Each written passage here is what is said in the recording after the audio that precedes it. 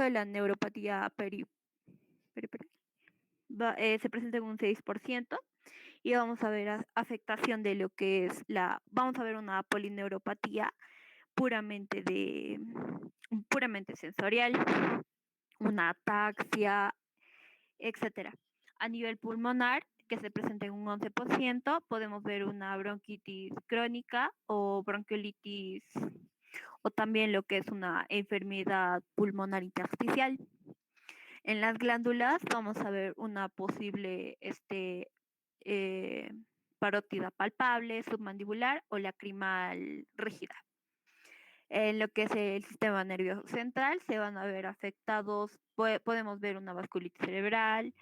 También leí que puede afectarse mucho lo que es la parte de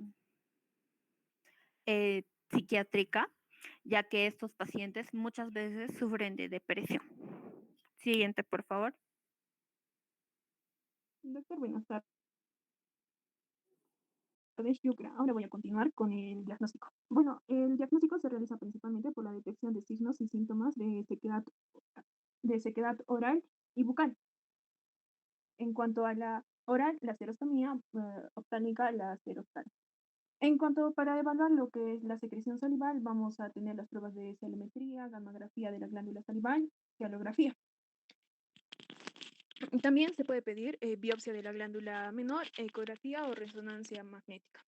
Para la seroftalmia para para evaluar la secreción lagrimal vamos a tener el test de Schindler y los exámenes con lámpara de hendidura. Bueno, ahora vamos a comenzar con el diagnóstico de la seroftalmia. El primero, como ya lo mencioné, va a ser el test de Schindler, el cual consiste en colocar un papel de filtro en el párpado inferior y para dar el diagnóstico se va a medir la longitud humedecida del papel. Este se va a considerar positiva cuando a los 5 minutos la lágrima ha empapado al menos 5 milímetros del papel. Después vamos a tener los exámenes con la parada de hendidura. Dentro de estos se va a tener la tinción de la superficie ocular, corneal y conjuntival con fluoresceína o con verde de lisina. También la meiboscopía por transluminación y otra prueba diagnóstica, la calidad de la secreción oleosa glandular. Estas se pueden medir por el puntaje de Zika o por el método de Binsterberg, disculpen. En cuanto al puntaje de Zika, se va a teñir primero con fluoresceína y se analiza la superficie corneal. Se va a tener un punto cuando hay epiteliopatía confluente, cuando hay presencia de filamentos, un punto, luego se va a teñir con verde de lisina y se va a analizar la tinción conjuntival temporal y nasal. Luego, el método de Van Binsterberg, en este se va a teñir con verde de lisina o rosa de bengala y se va a dividir la superficie ocular entre zonas nasal, central, temporal. Cada una de estas va a tener una puntuación del 0 al 3 y la máxima puntuación va a ser 3 puntos. Ahora, para el diagnóstico de la serostomía vamos a tener primero la cialometría, que es una técnica cuantitativa que va a medir el flujo salivar. Y esta, para que sea positiva, debe ser menor de 1.5 milímetros en 15 minutos. Otra prueba, otra prueba va a ser la gamografía de la glándula salival. Esta es una prueba de medicina nuclear que estudia el funcionamiento de las glándulas salivales, que va a mostrar una captación disminuida y una respuesta casi inexistente al estímulo secretor. Y esto va a permitir la detección del síndrome de Sjögren. Esta se puede clasificar en 4 grados, del 1 al 4. 1 va a ser que es normal el funcionamiento y 4 es que hay una máxima alteración de las glándulas. Luego vamos a tener la cialografía, el cual va a permitir ver las alteraciones del conducto de la parótida y el aumento de la cialestasis. En esta imagen podemos ver una cialografía de la parótida izquierda, donde hay una dilatación de la porción terminal del canal de Stenón y hay también algunas cialestasias punteadas. Otro método diagnóstico va a ser la biopsia de las glándulas salivales menores. Esta frecuentemente se realiza en lo que es el labio inferior. Esta permite valorar la estructura glandular y la infiltración inflamatoria, especialmente linfocítica. Y para evaluar esto, se tiene un score, como se ve acá, el Focus Score, el cual, primero, un agregado se va a considerar cuando hay 50 linfocitos cistecitos por 4 milímetros cuadrados de tejido glandular. Entonces, 0 es ausencia de infiltrado linfocítico, 1 es menos de un agregado linfocítico, 2 es menos de 2 agregados linfocíticos, 3 es 2 o más agregados linfocíticos, y en estas láminas se puede ver el score 0, 1, 2 y 3. Ahora vamos a continuar con lo que va a ser la evaluación analítica. La hipergamma, disculpen, hipergamma globulinemia lo presentan el 70% de los pacientes y es uno de los principales datos analíticos en el síndrome. Después vamos a tener la elevación del TSG, que lo presentan el 80 al 90% de los pacientes. Esta se relaciona directamente con la elevación de la hipergamaglobulinemia. Luego vamos a tener las alteraciones hematológicas que se presentan en el 40 al 50% de los pacientes, pero la anemia es la que se presenta con mayor frecuencia y esta se presenta en el 16 al 50% de los pacientes. Y en menor cantidad también pueden presentar lo que es leucocitopenia, neutropenia y trombocitopenia. Luego vamos a tener las pruebas inmunológicas. Para explicarles este cuadrito, por favor, de abajo hacia arriba voy a explicar. Primero vamos a tener el ANA. El ANA se va a presentar en el 90% de los pacientes con síndrome de Sjögren, pero su presencia por sí sola no va a confirmar la existencia de la enfermedad. Ya. Pero esta prueba tiene una especificidad del 92% y una sensibilidad del 63%. Ahora, vamos a hablar del factor reumatoide. Esta prueba, como ya nos mencionó el doctor anteriormente, esa prueba suele ser indicativa de enfermedad reumatológica y también se presenta en la artritis reumatoide. Pero en este caso, en cuanto a al síndrome de Sjögren, el 50% de los pacientes lo presenta. Y, no, y como el ANA no es confirmatorio de la enfermedad, pero tenerla positiva aumenta el riesgo de tener el síndrome de Sjögren. Esta prueba tiene una especificidad del 87% y una sensibilidad del 53%. En cuanto a los anticuerpos marcadores, tenemos al anti-Ro y al anti-La. El 80% de los pacientes con síndrome de Sjögren van a presentar el anti-Ro positivo y el 40% el anti-La negativo. Hay actualmente algunos al final voy a explicar una tabla de criterios y en este solo se considera el RO y se dice que se considera que es muy indicativo de la enfermedad. Ahora, el anti-RO va a tener una especificidad del 98% y una sensibilidad del 51%, y el anti-LA va a tener una especificidad del 99%, disculpen, y una sensibilidad del 29%. Para hasta ahorita, todo lo que mencioné para dar criterios diagnósticos al paciente, quiero que recuerden esta memotecnia que es Fernando Pola Rosana. Per significa factor reumatoide, por que es xerostomía, xeroftalmia. El la es del anti-la, el ro es el anti-ro y ana del Rosana es el ana. Ahora vamos a hablar del criterio diagnóstico de la de la pues yo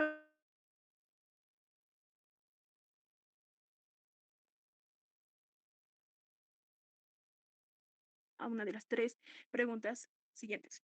¿Ha tenido problemas de ojos secos a diario, persistentes durante más de 3 meses? ¿Tiene sensación recidivante de arenilla o gravilla en los ojos? ¿O utiliza lágrimas artificiales más de 3 veces al día?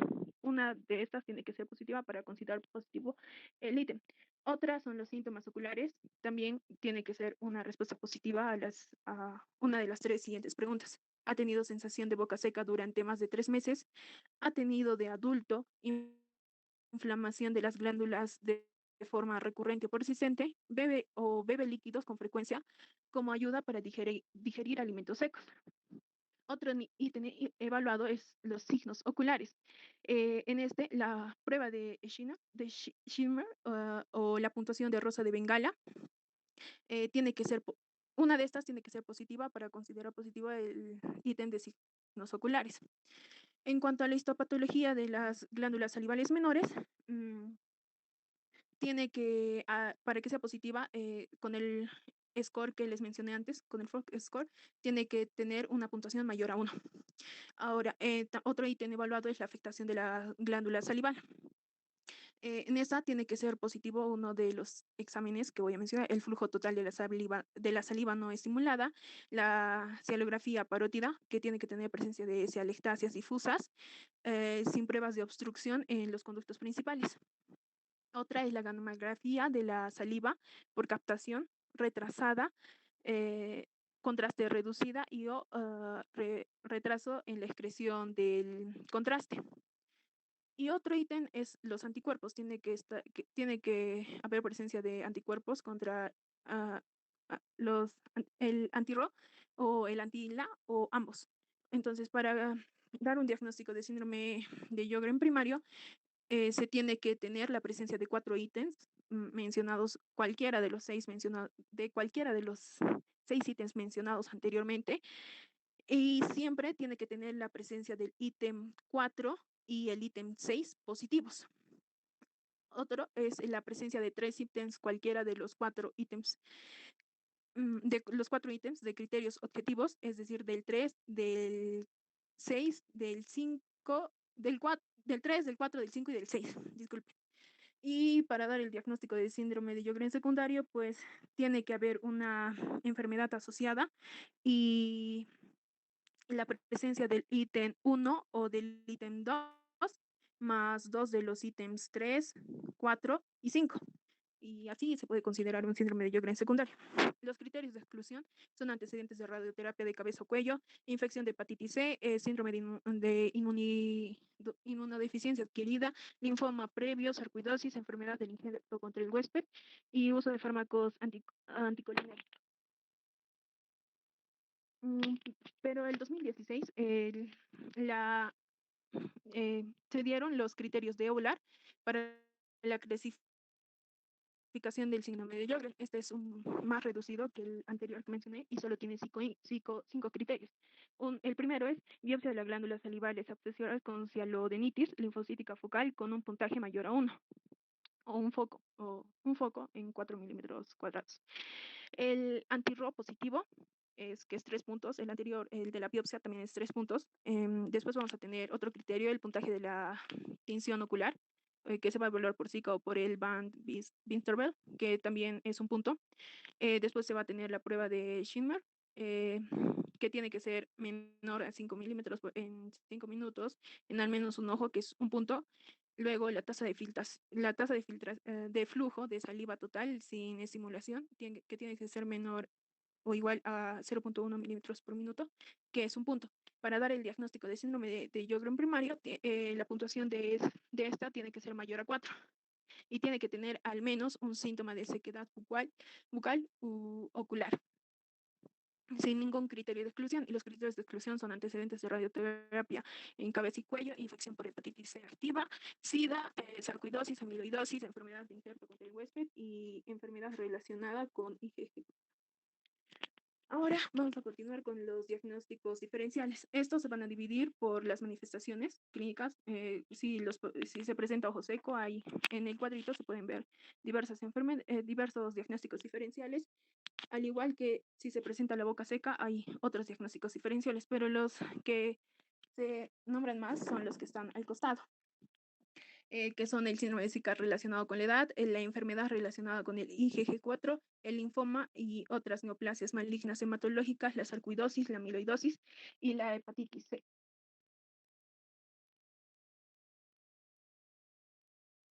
Bueno, continuando con lo que es el tratamiento, mi nombre es Eileen Jawana. Siguiente. Bueno, vamos a ver que el síndrome de Sjögren es una enfermedad sistémica y va a ser incurable, por lo que el tratamiento va a depender de los síntomas para poder aliviarlos y también para prevenir lo que son las complicaciones. En primera medida, tenemos que el paciente tiene que evitar lo que es el consumo de tabaco, alcohol y de los fármacos que tengan efectos anticolinérgicos, también de lo que son algunos psicofármacos y de algunos diuréticos, ya que estos pueden agravar el cuadro de sequedad. Ahora, para lo que es la elección de la terapia, esta va a variar según las manifestaciones y según la gravedad. Para lo que es la serostalmia, como primera línea se le tiene que administrar lo que son las lágrimas artificiales solas. Dentro de estas, las que han mostrado efectividad contra la sequedad de los ojos, tenemos a la solución oftálmica de la zebapidina, al dicuazol sódico y el yodo. Ahora, para lo que es la serostomía, se le tiene que administrar lo que son los sustitutos salivales solos. También se le puede dar lo que son los geles de flúor, las pastillas para chupar y los chicles para estimular lo que es la secreción salival y los enjuagues bucales y lo que es la pasta dental es recetadas, esto para evitar lo que es el sobrecrecimiento bacteriano. Y también el paciente tiene que tener lo que es una hidratación oral abundante. Siguiente. Ahora, en caso que el paciente tenga la serostalmia o la serostomía que sea muy invalidante, ya se le tiene que administrar lo que es un fármaco colinérgico, como es el clorhidrato de pilocarpina. Esto se tiene que administrar a 5 miligramos por vía oral a 3 veces al día. Y clorhidrato de cevimelina a 30 miligramos por vía oral, también 3 veces al día.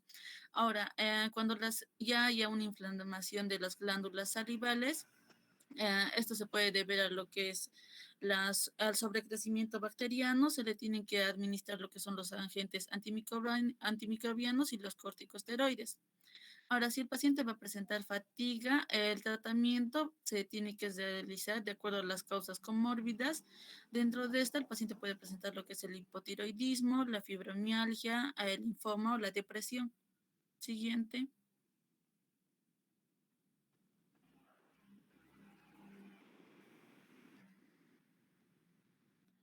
Ahora, para lo que son los síntomas musculoesqueléticos como es la artralgia, la mialgia y la artritis, como primera línea tenemos a un AINE, que es el paracetamol, que se debe administrar de 500 a 1000 miligramos por vía oral cada 4 a 6 horas. Y como segunda línea tenemos a lo que es el ibuprofeno de 400 a 800 miligramos por vía oral cada 4 a 6 horas, o lo que es el naproxeno a 500 miligramos por vía oral 2 veces al día.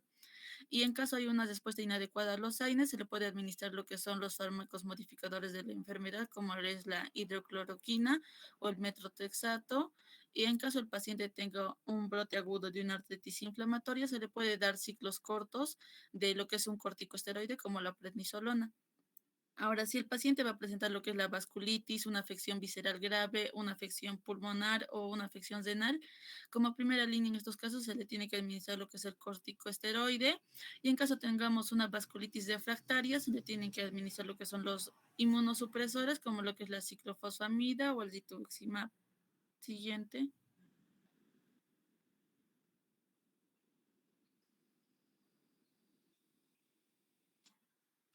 Bueno, continuando con las complicaciones. Siguiente.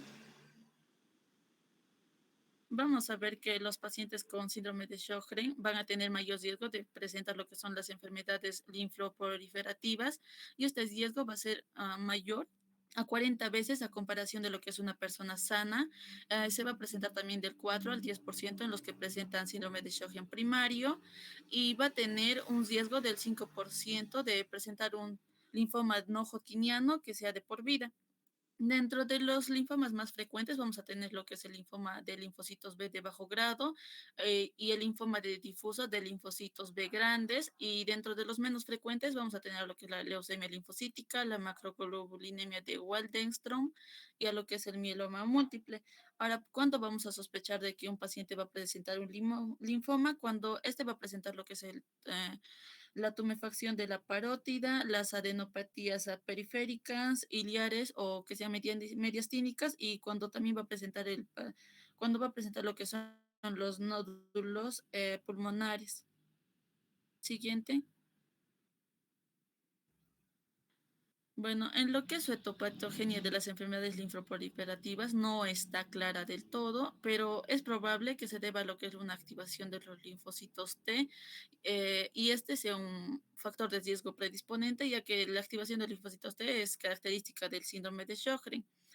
Y también pueden originarse a partir de lo que es una cialodenitis linfoepitelial o de lo que son las lesiones benignas linfoepiteliales que van a estar asociadas a lo que es la mutación del P53. Y también se ha asociado a otros microorganismos que pueden desencadenar las enfermedades, como es la hepatitis C, el virus de Epstein-Barr. Y en caso del linfoma MALT, se lo asocia a lo que es el Helicobacter pylori. Ahora, para lo que es el tratamiento en estas enfermedades, se recomienda dar lo que es una terapia de pulsos de ciclofosfamida en lugar de dar una administración diaria. Y para lo que es el linfoma MALT, esta responde adecuadamente a lo que es el mestrotexato por vía oral. Siguiente. Bueno, dentro de otras complicaciones que son más frecuentes en el síndrome Sjögren, vamos a tener a la blefaritis, que es la inflamación de las glándulas sebáceas del meibobio, del párpado, y en estos casos el paciente tiene que realizar una limpieza y tiene que usar lo que son las compresas tibias y también el uso de antibióticos. Otro es la caries dental con una rotura de dientes que se debe a lo que es una sobrepoblación de las bacterias y para poder prevenir esto se tiene que tener una buena higiene dental y lo que son el uso de fluoruros. Ahora también puede haber lo que es una exacerbación de ojos secos y una visión borrosa y esto se puede deber a una exposición frecuente de lo que son los conservantes que están presentes en las lágrimas artificiales y otra complicación también es la candidiasis oral. Siguiente. Bueno, este es un resumen donde vamos a ver una memotecnia que para los criterios del síndrome de Sjögren, que es Soxo siempre soltando besos para Rosana, y tenemos que tener en cuenta que el paciente tiene que tener al menos 4 de estos criterios diagnósticos. Vamos a tener el primero, que es la seroftalmia, el segundo es serostomía, el SD siempre es el de test de Schimmer, que tiene que ser menor a 5 milímetros en 5 minutos, el segundo es el cuarto es la cielometría, que tiene que ser menor a 1,5 mililitros en 15 minutos. Ahí también tiene que tener lo que son los hallazgos de biopsia glandular salival y los anticuerpos anti-SA, que es el antizo, y el anti-SSB, que es el antila tienen que ser positivos. Como dentro de sus características tenemos que destacar que es sensible para lo que es el anticuerpo ANA y más específico lo que es el antizo y el antila.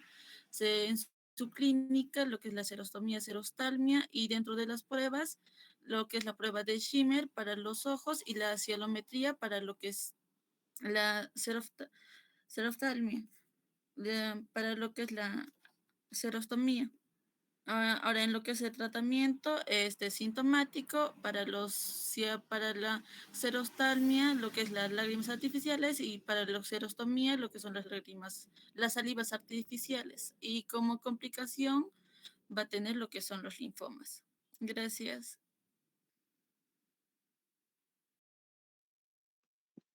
Ok, chicas. A ver, empecemos con el grupo panel. Miriam, 2 preguntas al grupo expositor. Está bien, doctor. La pregunta sería si es que hay ya, mi primera pregunta es si es que existen herramientas no clinimétricas, ¿cuál sería esta? Por ejemplo, la herramienta clinimétrica de principal interés, ¿no? Que para el síndrome de Sjögren.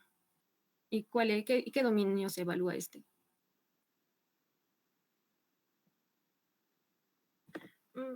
Buenas tardes, según lo que estoy investigando, sí hay herramientas clinimétricas para evaluar lo que va a ser el síndrome de Sjögren y son 6 las que encontré y cada una de estas evalúa distintos dominios en base a la clínica de la enfermedad. Uno de estos dominios diré, una de estas herramientas clinimétricas es el SCDI, que es el índice de daños por enfermedad del síndrome de Sjögren.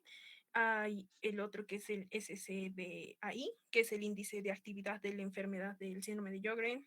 El otro es el SCDI, que también evalúa el daño, ya también evalúa el daño por la enfermedad del síndrome de Sjögren. Hay el PROFAT, CSF, que es un perfil de fatiga y del malestar.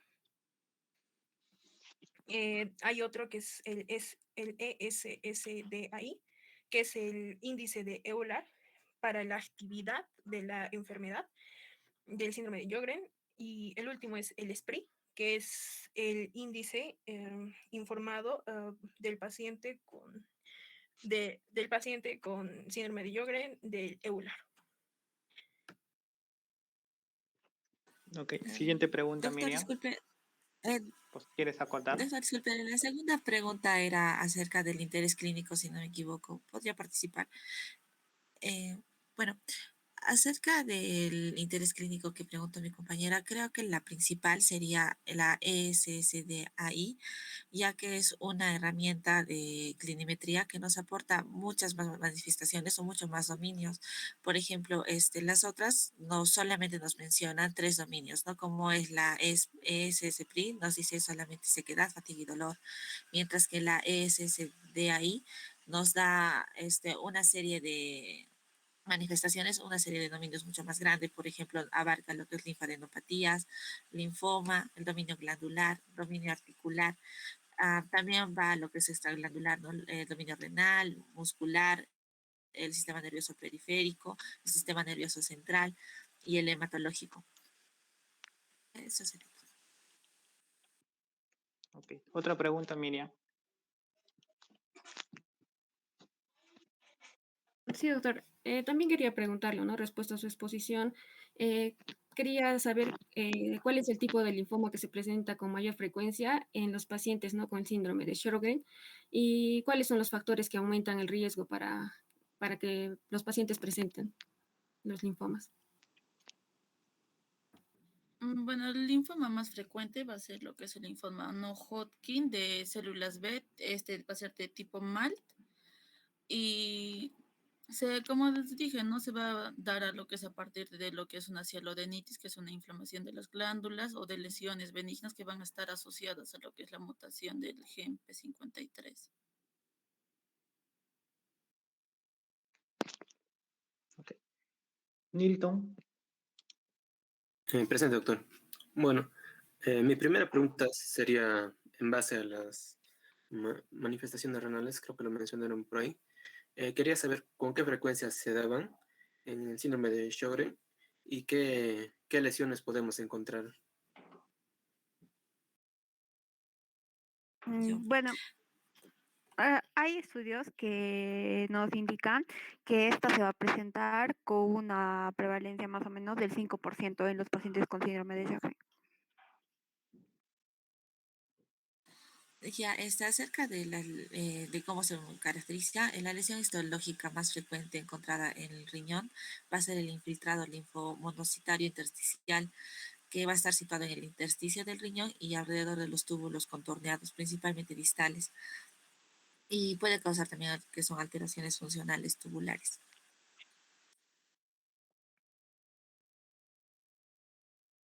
Hago otra Siguiente pregunta. pregunta.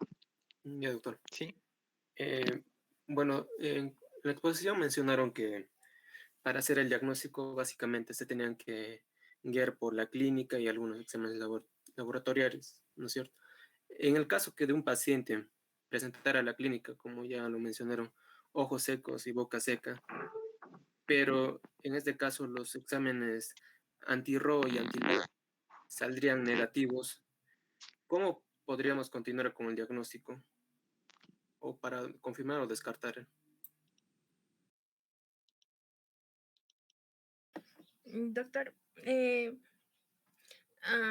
anti-RO y el anti-LA, como mencioné, o sea, casi siempre se presenta el anti-RO, es muy poco frecuente que no se presente, pero un examen complementario que se podría utilizar es la ecografía, porque incluso hay estudios actualmente que se hicieron y agregan la ecografía como un criterio diagnóstico más para aumentar la sensibilidad de los criterios de EULAR del 2017. Y como mencioné anteriormente, si recuerdan el EULAR, en el EULAR del 2016, el anti-RO solo tenía una puntuación de 1 punto, y en las modificaciones que en los estudios, a la ecografía positiva le ponían 1 punto, entonces se compensaría los puntos y creo que sería la ecografía otro método diagnóstico. Ok. Nilton, ¿qué porcentaje de los pacientes con síndrome de Sjögren tienen los anticuerpos negativos?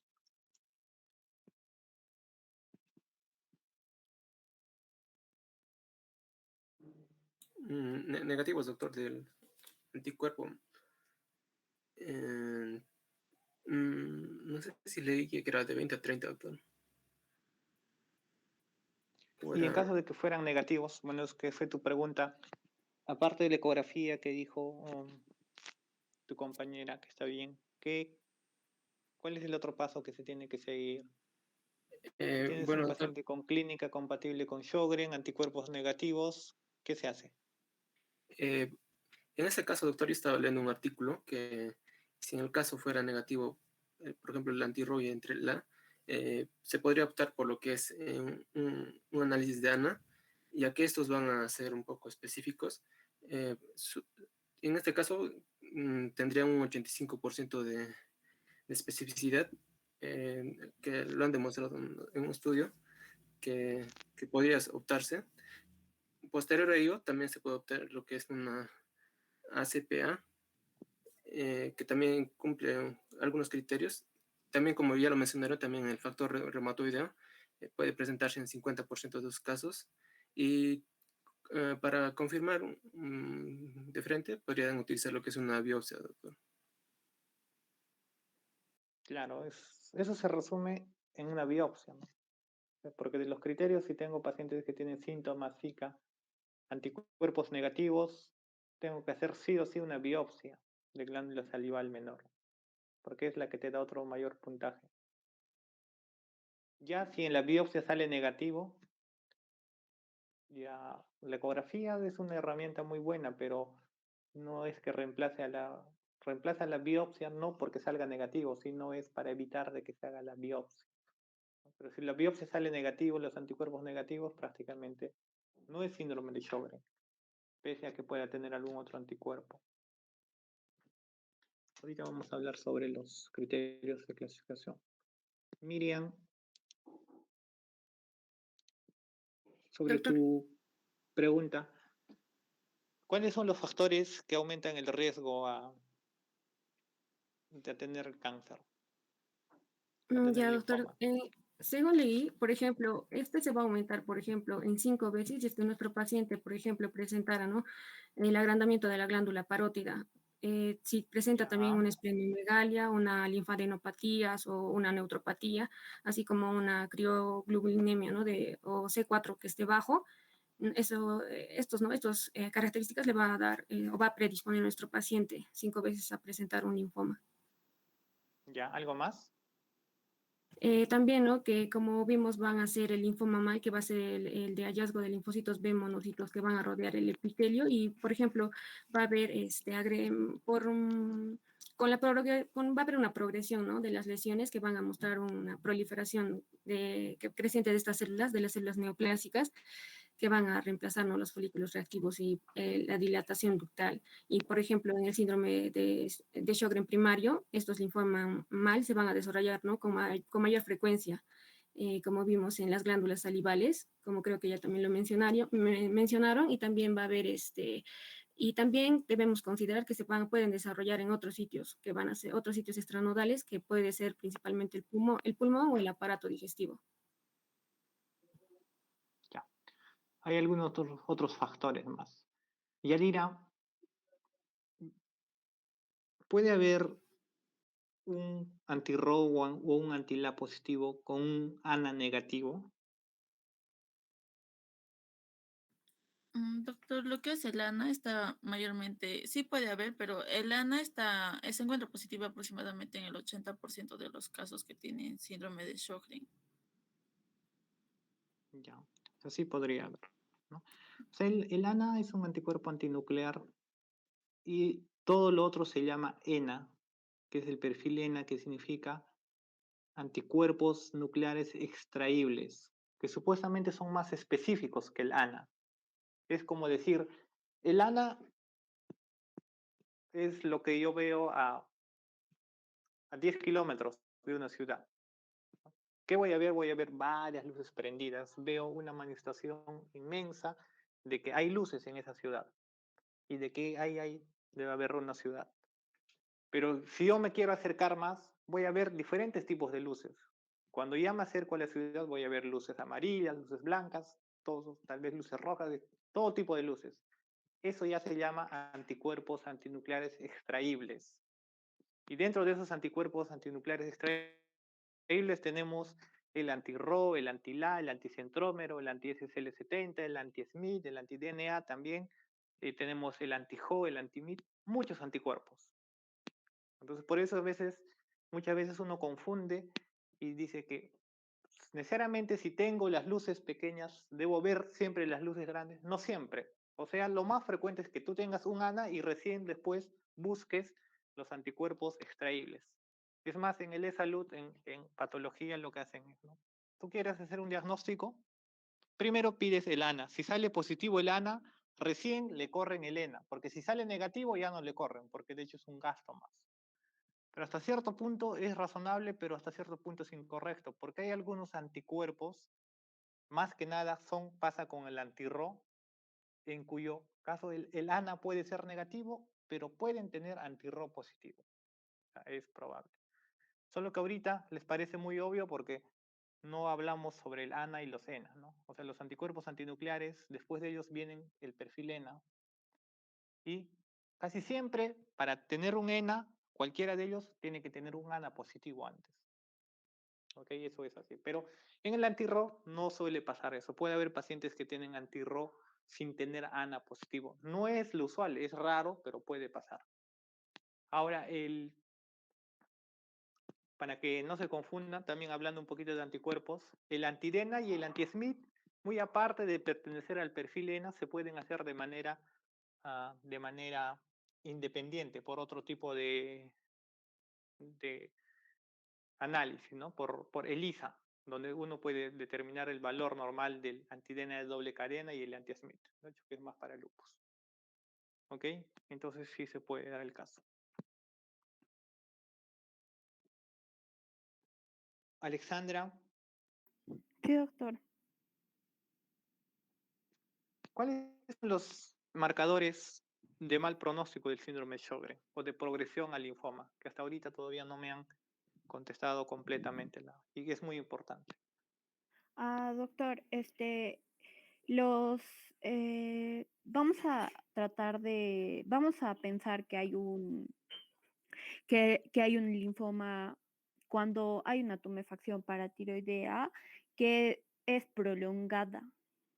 Y aparte que puede haber presencia de lo que son las adenopatías periféricas, nódulos pulmonares, adenopatías ciliares o mediastínicas. También ¿Algo más? hipergamaglobulinemia, Ya. ¿Qué más? aumento de lo que es la crioglobulinemia, aumento de la Ya. LDH, linfopenia, hipocomplementemia, hipocomplementemia. Eso, doctor. Ok. Bueno, y del En la cuadro que estás negativa, leyendo, sí. debería ver también factor reumatoide a títulos bien elevados. No, esto no estoy leyendo, solo que no puedo decir hipocomplementemia. Y sí, y factor Ya, reumatoide, creo, negativo. no, bien elevado. Eso es importante. El síndrome Sjögren primario está bastante asociado a los linfomas, ¿no? Porque se aumenta el riesgo bastante y eso es lo que uno tiene que estar vigilando siempre. Porque la inmunofisiopatología tiene mucha relación con las células B, con los linfocitos B, la creación, la formación de anticuerpos y todo lo demás. Más frecuente, linfoma no Hodgkin, ¿no? Asociado a mucosas del tipo Malta. Y todo paciente con Sjögren primario se tiene que hacer y pedir esos exámenes para ver si tiene factores de riesgo de progresar a un linfoma. ¿Y cuáles son? Hipocomplementemia, o sea, C3, C4 bajo, factor reumatoide a títulos altos, hipergamma-globulinemia, crioglobulinemia, linfopenia.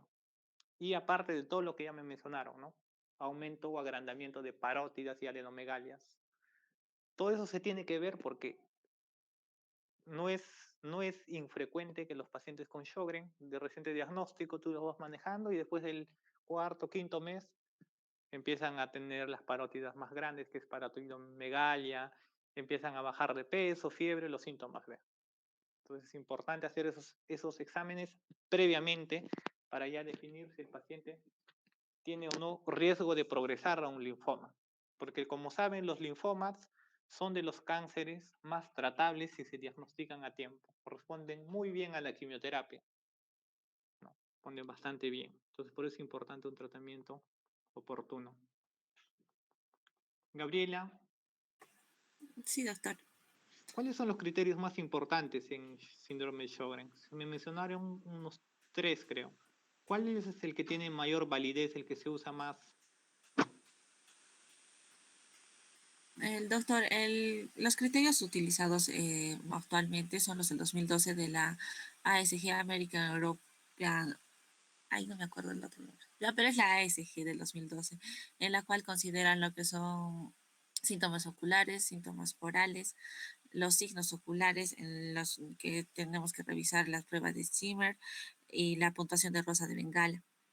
En lo que es histopatología, consideraba lo que era histopatología en glándulas salivales menores y también veía lo que era la afectación de las glándulas salivales, ¿no? Con otras pruebas como el flujo total de la saliva, la cialografía, la gammagrafía y como último ítem mencionaba lo que era el estudio de anticuerpos contra antígenos. Ok. Caroline, la misma pregunta. Doctor, em, ah, para, para el primario, el síndrome de Sjögren primario es el de ACR EULAR 2016. Es el más sensible y específico. Es por, ¿Cuál es su sensibilidad y cuál es su especificidad? doctor, si no me equivoco, es 92, de 80 a 90%, doctor. Y su especificidad es igual, como de 82%. Ya. Esos son los criterios que se usan actualmente. Los del ACR EULAR 2016. Son los criterios actuales y los más importantes. ¿Ok? De hecho, es muy importante. La sensibilidad es bastante alta, es del 90 y más del 90%. Puede llegar hasta el 96, 98%. Y la especificidad es igual, es bastante alta. Ambos alrededor del 95%, tanto especificidad como sensibilidad. ¿Ok? Son los criterios que se tienen que usar actualmente. Entonces, ya haciendo un pequeño resumen del síndrome de Sjögren, no es tan frecuente, pero sí es importante tener en cuenta los puntos clave para poder diagnosticar si es que por ahí se les presenta a algún paciente, ¿no? Y en caso de los exámenes tampoco no es que sea una causa muy frecuente de preguntas. ¿Pueden poner sus diapositivas? Está bien, doctor, un momento, por favor. Ok. El síndrome de Sjögren significa sequedad. Eso es, pero no tienen que olvidar que es una enfermedad autoinmune. A veces solo pensamos en sequedad, pero nos olvidamos que esto es autoinmune. O sea, ¿qué produce la sequedad? Las células inflamatorias, el sistema inmunológico ataca las células endocrinas. Hay un infiltrado de los linfocitos en las glándulas a nivel de las glándulas salivales, mayores y menores, a nivel de las glándulas lacrimales, también las glándulas a nivel genital. Por eso es frecuente que estos pacientes tengan ojo seco, boca seca y sequedad vaginal. Y aparte, si es severo, pueden tener sequedad de todo, sequedad en la nariz, tienen lesiones, tienen sangrado, o sea, todo lo que sea seco, síndrome de Sjögren. Pero como es una enfermedad autoinmunitaria sistémica, no solo produce sequedad de boca, puede mantener manifestaciones sistémicas, puede producir vasculitis, puede producir polineuropatías periféricas, mononeuritis múltiple, puede producir anemia hemolítica autoinmune, puede producir algo que es muy importante, mielitis transversa, puede producir neuromielitis óptica, puede producir DCBs isquémicos, o sea, hay muchos síntomas que puede producir lo que es el síndrome de Sjögren. El Sjögren es como un pequeño lupus, es como el primo del lupus, pero pequeñito, ¿no? Tienen bastantes manifestaciones, el Sjögren primario, ¿no? Pero el Sjögren secundario es bastante secundario, casi siempre artritis reumatoide. La mayoría de los pacientes con artritis reumatoide tienen ojo seco, muy pocos boca seca. Entonces casi siempre van a estar con sus lágrimas artificiales, pero va a depender mucho del manejo con metotrexate que se tenga.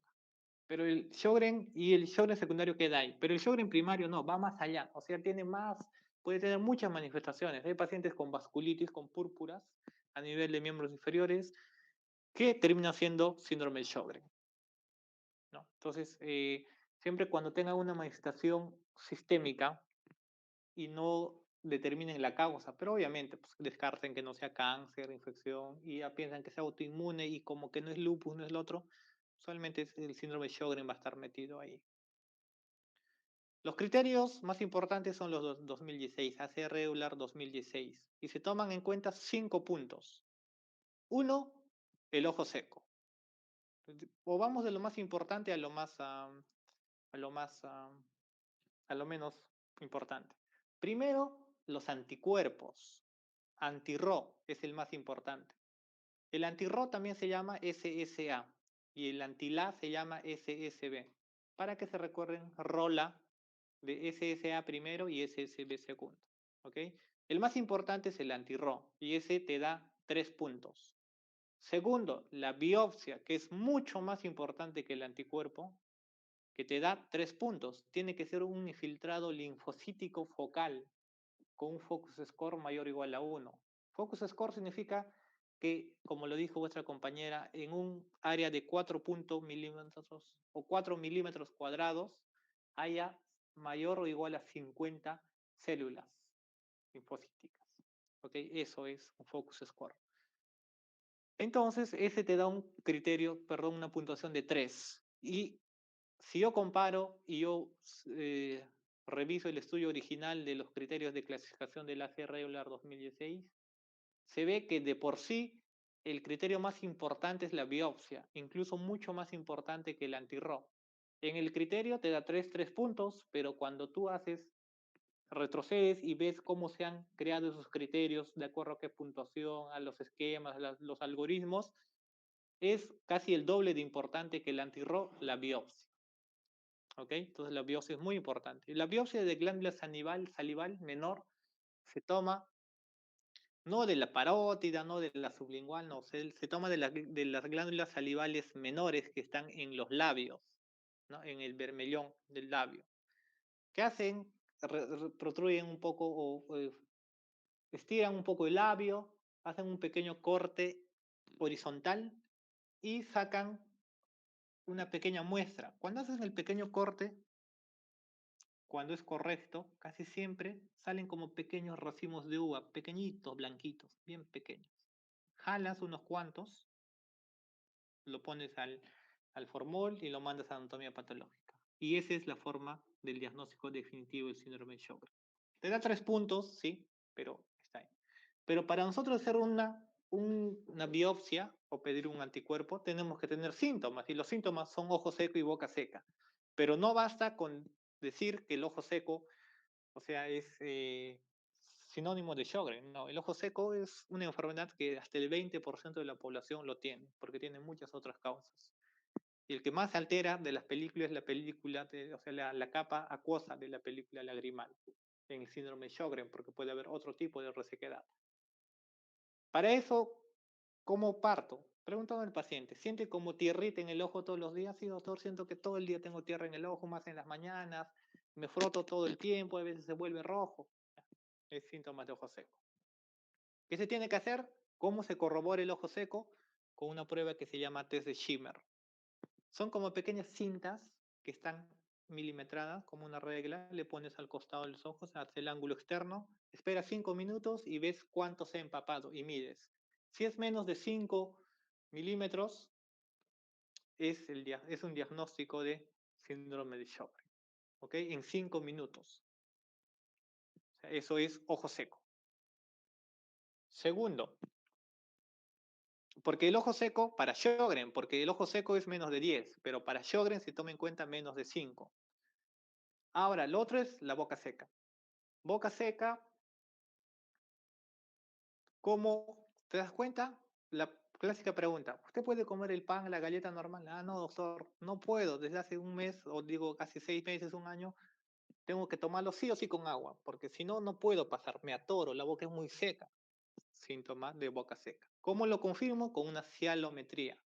La cialometría consiste en decirle al paciente que recolecte toda la saliva posible sin deglutirla por unos 5 a 15 minutos, dependiendo del tiempo, porque a las finales lo que se mide es el flujo y lo pone en un vaso y miden, ¿no? Hay una balanza especial donde se mide el peso, se quita el peso del vacío y se mide el peso y se divide entre el tiempo transcurrido y te dé el flujo en mililitros por minuto.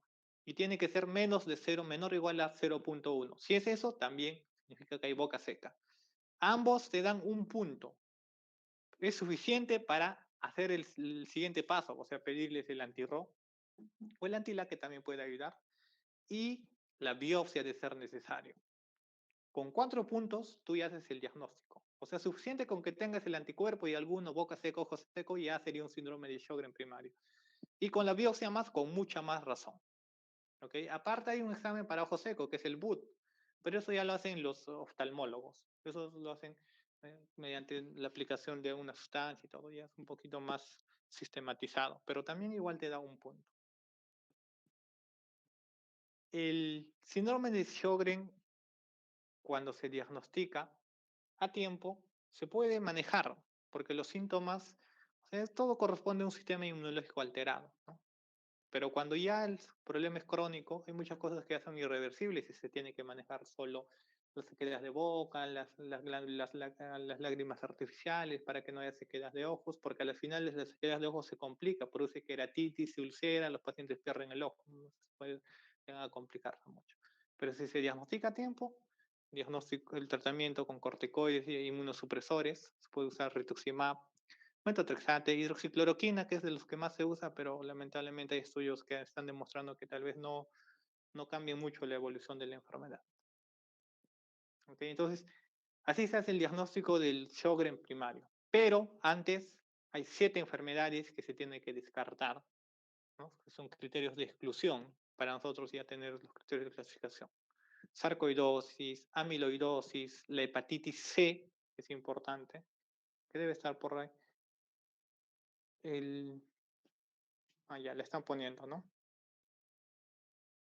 sea, lo que se tiene que descartar son sarcoidosis, amiloidosis, la hepatitis C, VIH, en su estadio de SIDA, pacientes que han tenido algún tipo de radiación. O sea, es frecuente, ¿no? Pacientes que tienen cáncer de tiroides y se les hace radiación y van a tener ojo seco, van a tener boca seca.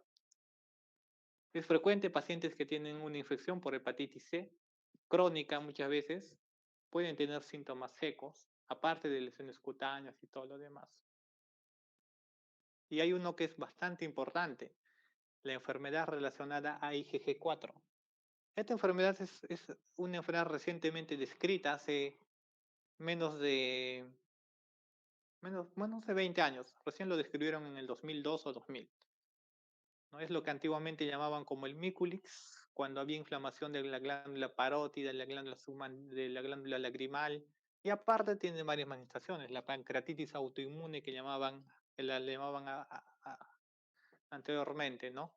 Todo eso forma parte de una sola enfermedad que se llama enfermedad relacionada a IgG4. ER IgG4. Y el diagnóstico obviamente es dosando la IgG4 y haciendo un examen de inmunofluorescencia de IgG4 en las células de una muestra de biopsia, ¿no? Se toma la biopsia de la glándula parótida o de las glándulas salivales y se hace un conteo con IgG4, con inmunofluorescencia. Este tiene 4 tipos, porque este IgG4 puede ser predominio de glándulas mandibulares, puede ser uno que solo predomina aortitis, o sea, produce inflamación de la aorta. Hay otro que puede predominio de solo pancreatitis autoinmune. Tiene varios compromisos. Es un tipo de vasculitis, la enfermedad relacionada a IgG4, recientemente definida. ¿Ok? Entonces, esas enfermedades se tienen que descartar antes de hablar de un síndrome de Sjögren. ¿Alguna pregunta sobre el síndrome de Sjögren? Bueno, es lo que pusieron, ¿no? Justamente ese cuadro que acaban de poner es lo que les estaba comentando.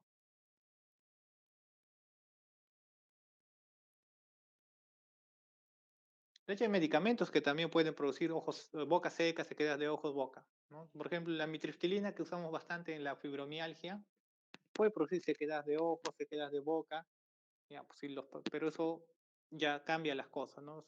Si yo tengo un paciente que está tomando medicamentos, primero tengo que retirar y corroborar si efectivamente ese es el medicamento que le está produciendo esos síntomas. De ser el caso, no requiere y no amerita mayor estudio.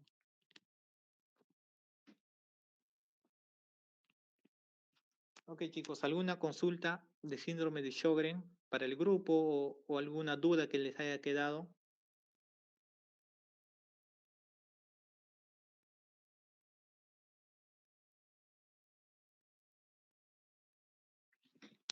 Doctor, disculpe, no entendí bien la parte donde estaba comentándonos que el síndrome de Sjögren es como el primo menor del lupus. ¿Podría volver a explicar? Es que no lo entendí muy bien. Sí, porque el síndrome de Sjögren primario es sistémico y puede tener bastantes compromisos. El síndrome de Sjögren puede producir anemia hemolítica. El síndrome de Sjögren puede producir neuromielitis óptica. El síndrome de Sjögren puede producir neuritis óptica. Puede producir mielitis transversa. Puede producir polineuropatías. Puede producir vasculitis cutánea, ¿no? O sea, tiene muchos compromisos. Es bastante sistémico. O sea, todas las enfermedades son sistémicas, pero no todas tienen mucho compromiso. O sea, en artritis reumatoide casi siempre es articular. Sabemos que puede comprometer pulmón, todo. En cambio, en el lupus casi siempre se comprometen varios órganos. Por eso se llama lupus eritematoso sistémico. Porque es autoinmune, pero es la enfermedad inmunológica sistémica por excelencia, porque comprometen varias cosas. La clásica historia, ¿no? De que si hacen una pregunta en una ronda clínica y preguntan por un diagnóstico, solo digan lupus y nunca se van a equivocar, porque cualquier cosa puede ser lupus, ¿no? Eso. Ahora con el síndrome de Sjögren primario pasa algo similar. No tanto como el lupus, pero sí se parece bastante porque tiene bastantes compromisos sistémicos. Puede producir muchas manifestaciones sistémicas. Es por eso que decía que es como el primo pequeño del lupus.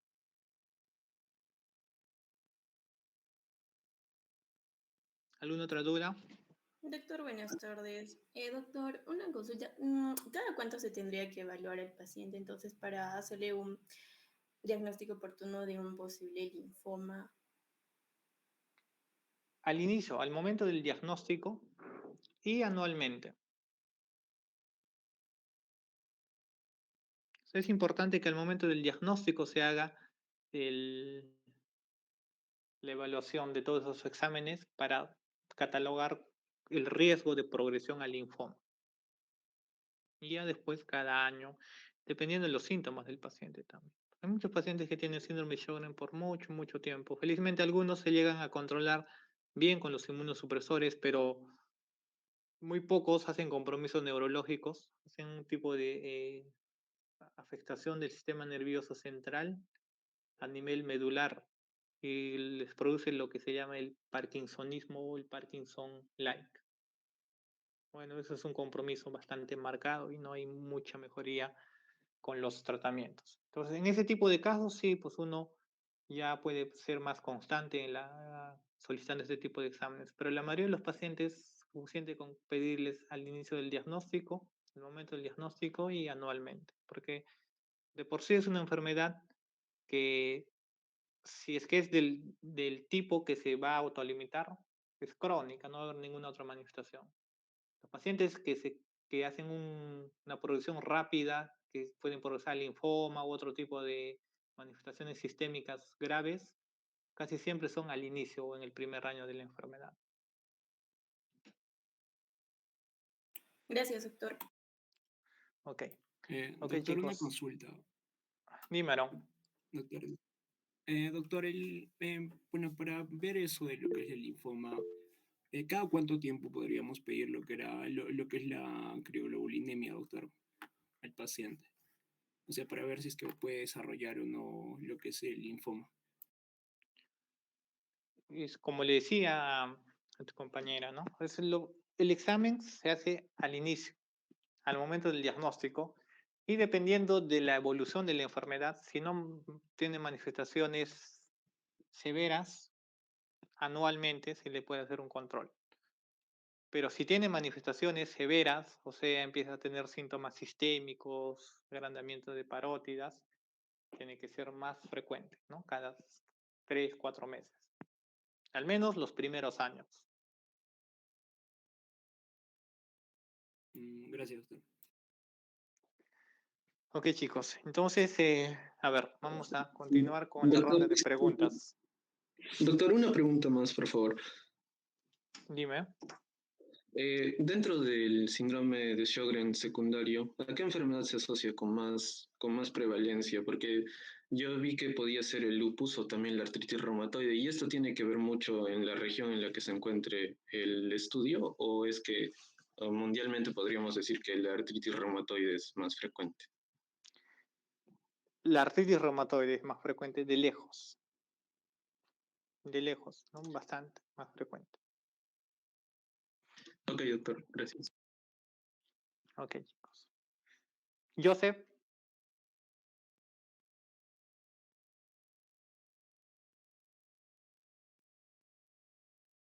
Joseph Hinojosa.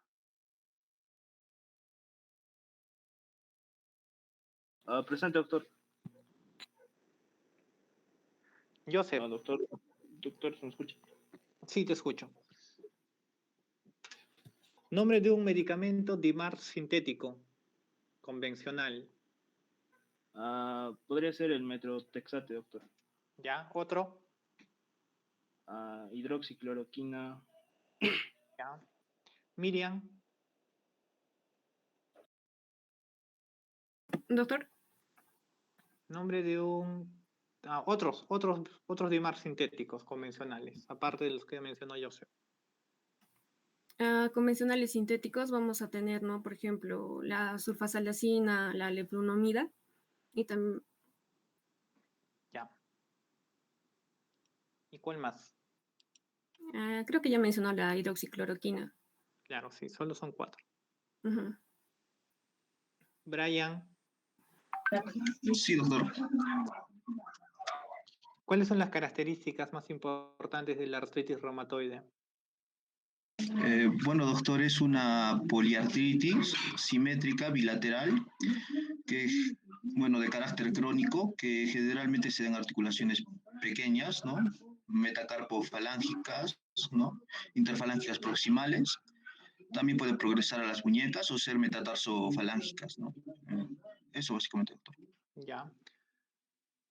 Una manifestación sistémica de la artritis reumatoide. Bueno, doctor, puede producir pleuritis, ¿no? A nivel pulmonar. ¿Qué es más frecuente a nivel pulmonar? Su afectación más frecuente a nivel pulmonar. La pleuritis, doctor. Ya, ok. Gerald. Presente, doctor. ¿Cuál es la manifestación pulmonar más frecuente de la artritis reumatoide?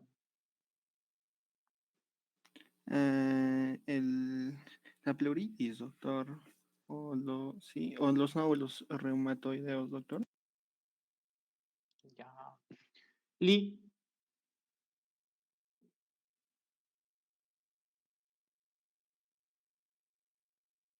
Lee Martínez.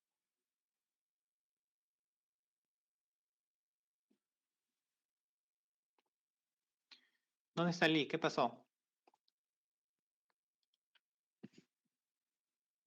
Ok. Stephanie. Mariela. Presente, doctor.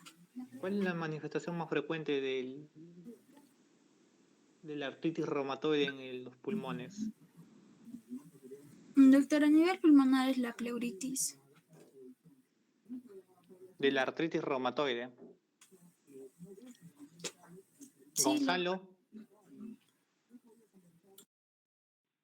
Sí, doctor. ¿Se escucha? La manifestación más frecuente de la artritis reumatoide en los pulmones. La enfermedad, la EPIT, doctor. Ya, ¿qué significa EPIT? Era enfermedad pulmonar intersticial, no, difusa. Está bien, intersticial difusa. ¿Y cuál de esos tipos de EPIT es más frecuente en la artritis reumatoide? ¿Cuál era?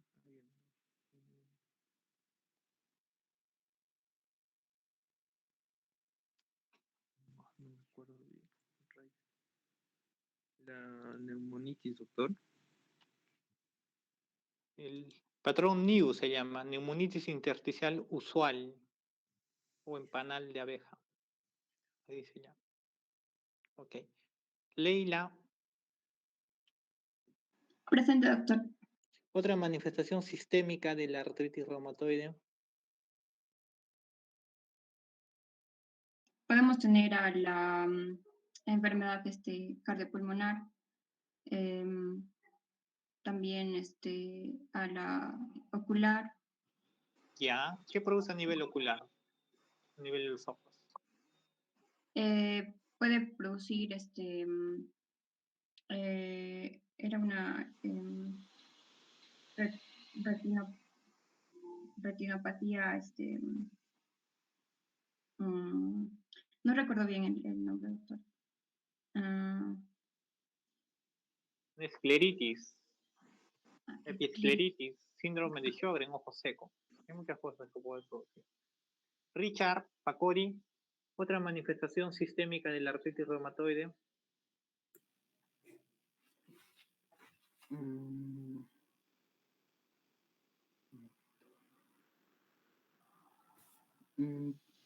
¿Puede ser una espondilitis, doctor?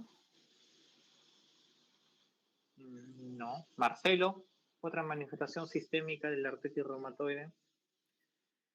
Doctor, ¿podría ser a nivel hematológico lo que es el síndrome de Felty? Ya. Nilo. Doctor, va a presentar el paciente cialorrea, sequedad oral, ocular, ¿qué más? También hay lo que es el síndrome de la rosa de Bengala, como indicaba mi compañera. En la artritis reumatoide.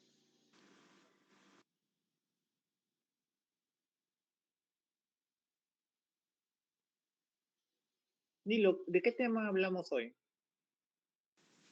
De síndrome de Sjögren, doctor. Ya. ¿Y cuál es la relación entre síndrome de Sjögren y artritis reumatoide? Doctor, que principalmente estas se van a encargarse por dejar algún tipo de sequedad en el organismo. Hay lesiones, ¿cómo le puedo decir? Se van a relacionar porque hay una baja en en sistema inmunológico, va a haber lo que son, van a atacar lo que son las células endocrinas, básicamente en este Sjögren. Atacan las glándulas orales, oculares, en algunos casos genitales, como son la resequedad vaginal, como usted decía, la ocular, la orales. Los pacientes van a sufrir bastante de sangrados por la misma razón de esta. Van a sufrir también lo que son vasculitis, más que todo en los miembros inferiores de los pacientes. Ok. Shirley, pilares.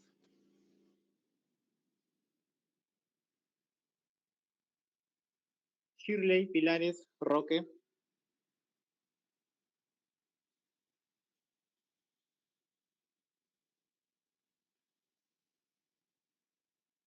Pablo Manuel.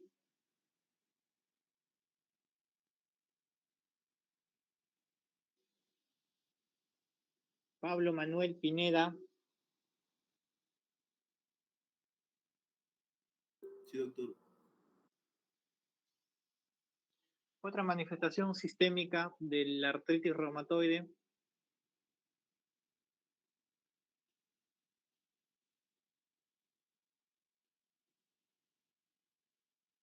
Perdón, doctor, no le logro escuchar bien.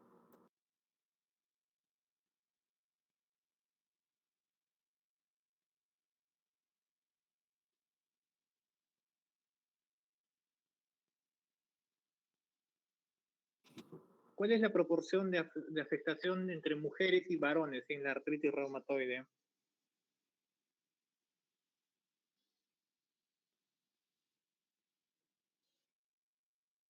Mayor en mujeres, doctor. ¿De cuánto?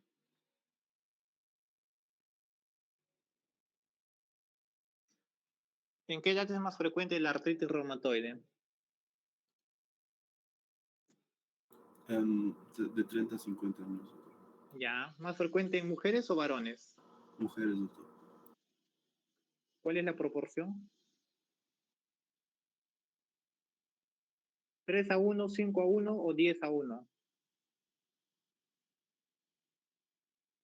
3 a 1, creo. Ok, 3 a 1. Fiorella. Presente, Fiorella. doctor. Presente, Micheli. doctor. Sí. Fiorella, ¿cuántos tipos de artritis idiopática juvenil hay? Son 7, doctor.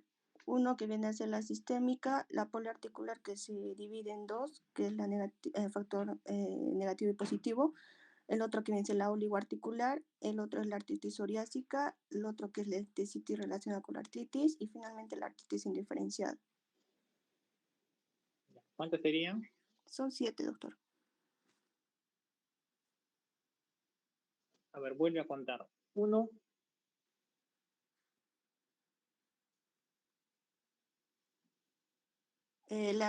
Uno viene a ser la sistémica. La otra que viene a ser la poliarticular, pero esta se divide en dos, que viene a ser la de factor reumatoide negativo y la positiva. El otro viene a ser el oligoarticular. El otro es la artritis psoriásica.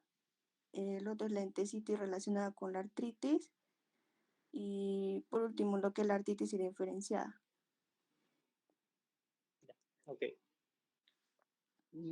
La poliarticular generalmente solo se divide solo se considera como uno nada más. ¿Okay? Ya su subdivisión es con factor reumatoide positivo y negativo. Fernanda. Sí, doctor, buenas tardes. Fernanda, antes, ¿a partir de qué edad se considera artritis idiopática juvenil? 16 años, doctor. Ya.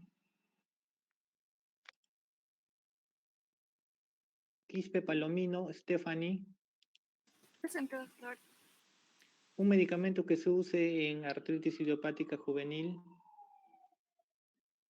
Etanercept, doctor. Ah. Ríos Juárez. Presente, doctor. Otro medicamento que se use en AIJ.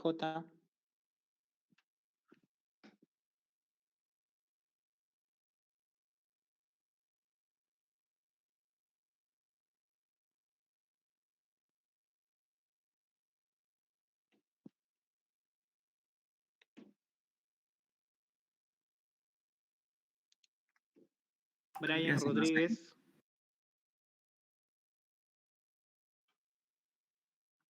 Presente, doctor. Otro medicamento que se use en AIJ. Metrotexate, doctor. ¿Cuál? Metrotexate. ¿Se escucha? Ya. Sí, te escuché. Dayan, Salwa. Dayan.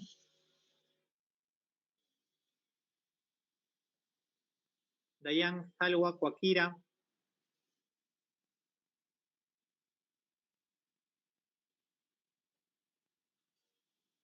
Horacio, Mario. Presente, doctor. Horacio, ¿de qué año son los criterios de síndrome de Sjögren primario?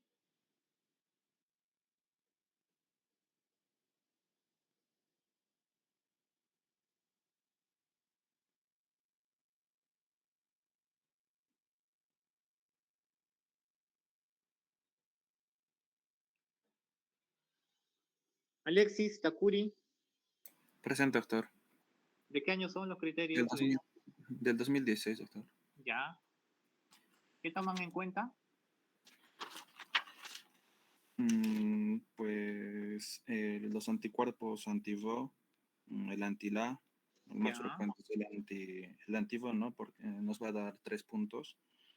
El otro, bueno, el más importante es la biopsia, ¿no? En el cual prácticamente se va a encontrar un infiltrado linfocítico focal. Ok. Y el otro, bueno, también los síntomas, ¿no? Que va a ser ojo seco, boca seca. Y para el ojo seco se debe hacer la prueba de Schimmers y para la boca seca realizar la cialometría. Caroline, ya no es necesario que comparta su pantalla. Juan Diego. Profesor, me escucho. Juan Diego, ¿cuál es el polimorfismo genético más asociado a la artritis reumatoide?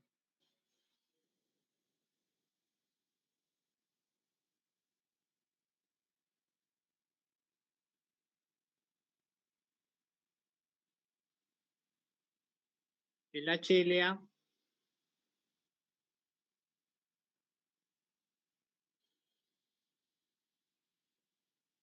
El DR4, doctor. Ya. DR4 y DR1. ¿Cuántas articulaciones considero poliartritis? Doctor, ¿me está preguntando a mí? Sí. Poliartritis, más de 6, doctor. Perdón, más Gabriela. de 4. Más de 4, doctor.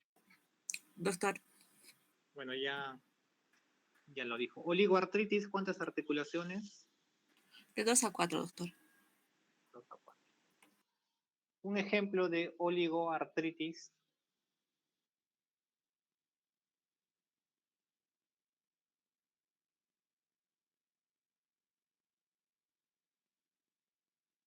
Yuri Vargas. Presente, doctor. Yuri, un ejemplo de oligoartritis.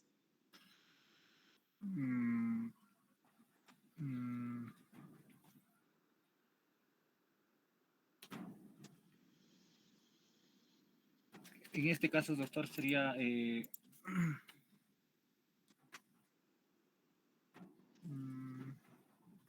La IJ, la espondiloartritis, perdón. De hecho, la espondiloartritis, pero creo que no lo hemos hecho todavía.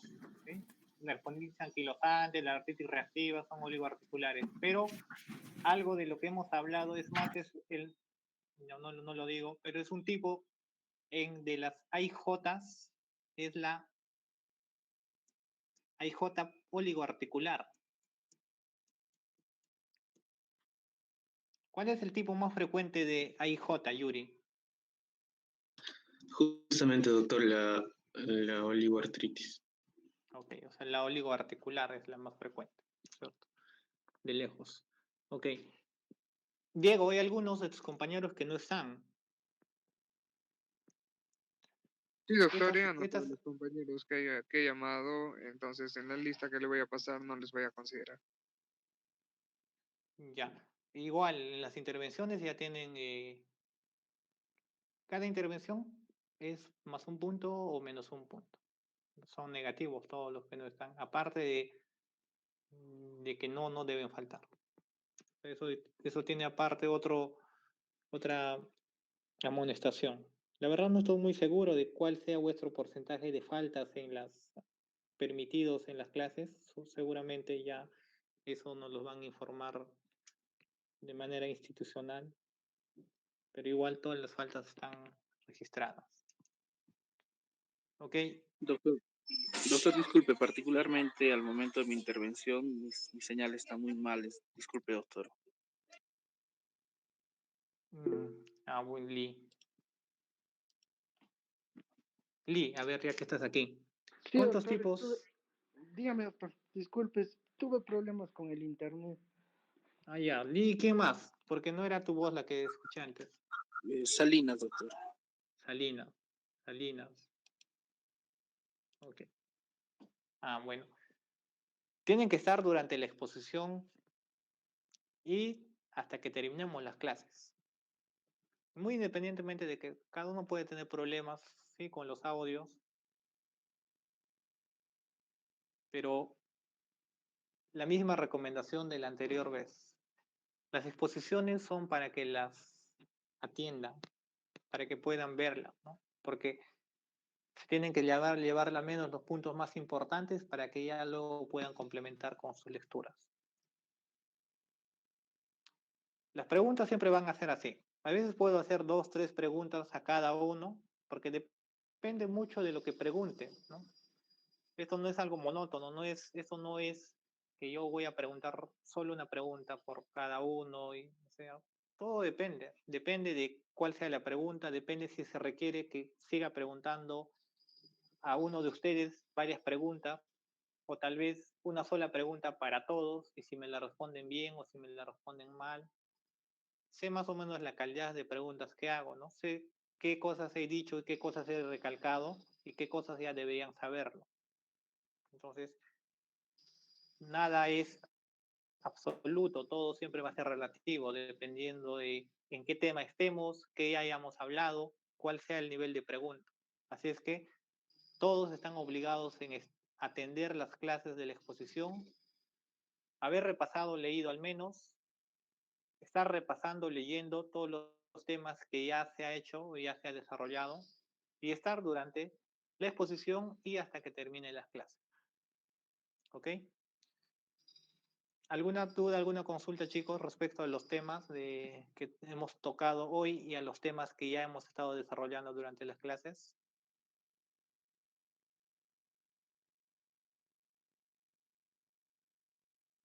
Bueno, ninguno. El siguiente tema de exposición, dime, Eddie. Doctor, disculpe una consulta. Dentro de los criterios celular, nos dice, ¿no?, que debemos tener la puntuación mayor o igual a 4 y al menos un síntoma de sequedad bucal u ocular, y ninguno de los criterios de descripción. Ahí podemos tomar en cuenta también la sequedad vaginal o eso. No, no se toma en cuenta, pero sí es algo que se pregunta bastante. La mayoría de los pacientes con síndrome de Sjögren primario verdadero siempre tienen ojo seco, boca seca y sequedad vaginal, ¿no? O sea, es un síntoma. Solo que no hay una forma de diagnosticar sequedad vaginal, solo lo que dice la paciente, ¿no? Si tiene dispareunia o efectivamente tiene síntomas, pero no se considera como criterio. Gracias, doctor. Ok, la próxima clase tenemos una exposición pequeña de capilaroscopía. Hay que hablar 10 minutos cada expositor. La primera parte de la exposición tiene que ser el síndrome de Raynaud. Raynaud, ¿por qué se produce? ¿Cuáles son sus fases? ¿Cuáles son las manifestaciones de un Raynaud primario y de un secundario y con qué enfermedades está relacionado? Así, algo puntual. Y la segunda parte de la capilaroscopía. ¿En qué consiste? ¿Cómo se hace? ¿Cuáles son los patrones y qué se ve? ¿Ok? Algo concreto. No es algo muy profundo. ¿Por qué es importante capilaroscopía y Raynaud en esclerosis sistémica? Porque es una de las manifestaciones más importantes y que casi siempre está presente en esta patología. Ok, chicos, nos vemos la próxima clase. Gracias, doctor. Gracias, Gracias, doctor. doctor. Gracias, doctor. Gracias, doctor.